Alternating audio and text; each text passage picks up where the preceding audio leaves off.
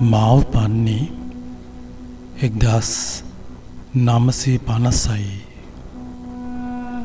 නොවැම්බර් මාස 13 වෙනි දාය. මගේ ලදරු කාලය නිමා කර ළමාවියට පාතබ්බෝ අවදී දිනක රාත්‍රී මා තනිව පැදුරේ බිම නිදාගෙන සිටියෙමි. අම්මා තාත්තා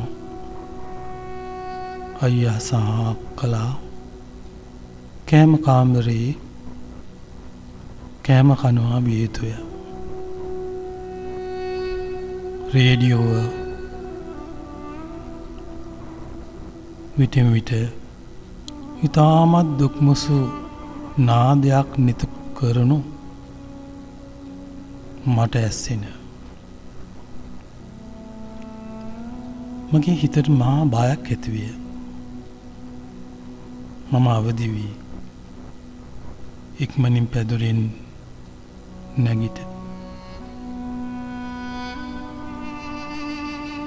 අම්මලා ඉන්න තැනට උදෝගෙන ගියෙමි.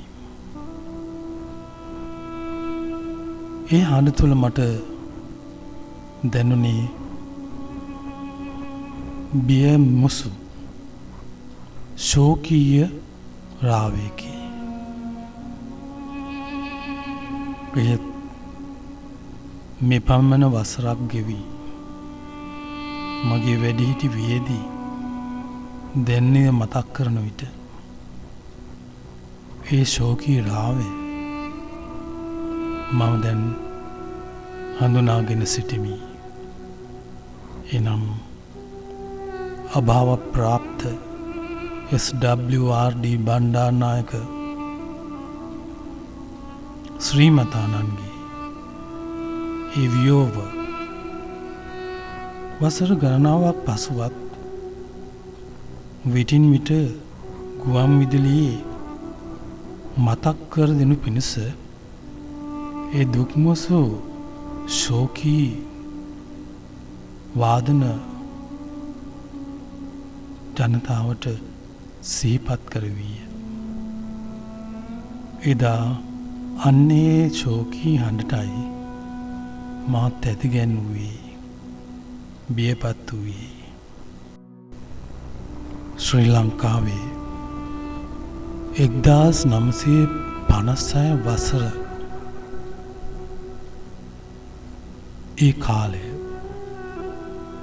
සාහිත්‍යයේ කලාවේ පුනරෝධයක් ඇති වෙච්ච කාලයක් බව දැන් මන් දන්නේ. මා උපන් වසරේ අගමැති ධූරයට පත් වූ එතුමාණන් කලාවටද කෘෂිකර්මාන්තයටද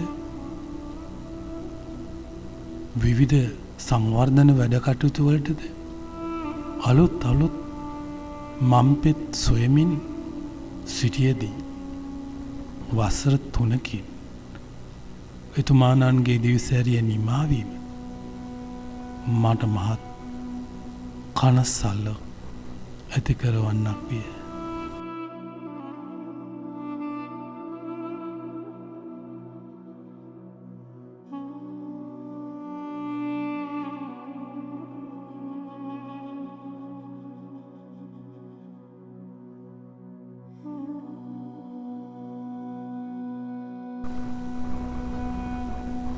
ශ්‍රීමත් බණ්ඩාරනායක උතුමාණන්ගේ කෞතුකාගාරය තුළ මා රැඳී සිටිය විට එක්තරා පවුලක් මවෙක් පියෙක් සහ යොවුන් විය පුතෙක් සහ බාල විය තවත් පුතෙකු මහත් වුවමනාවෙන්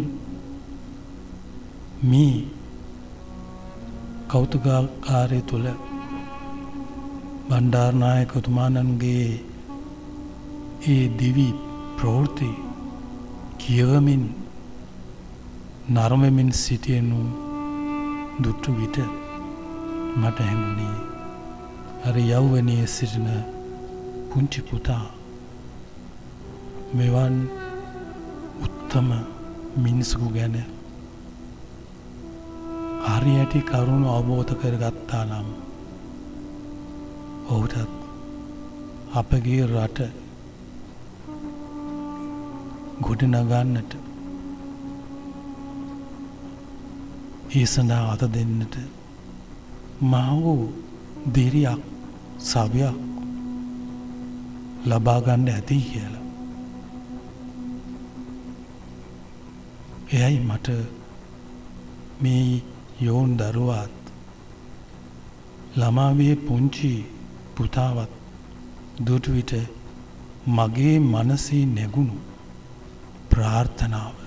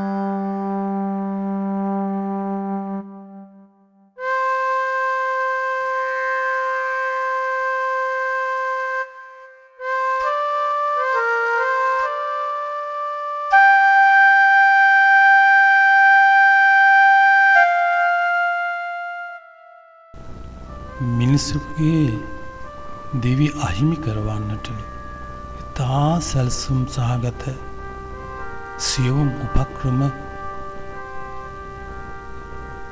සොයන්නට මිනිසාට හැකි.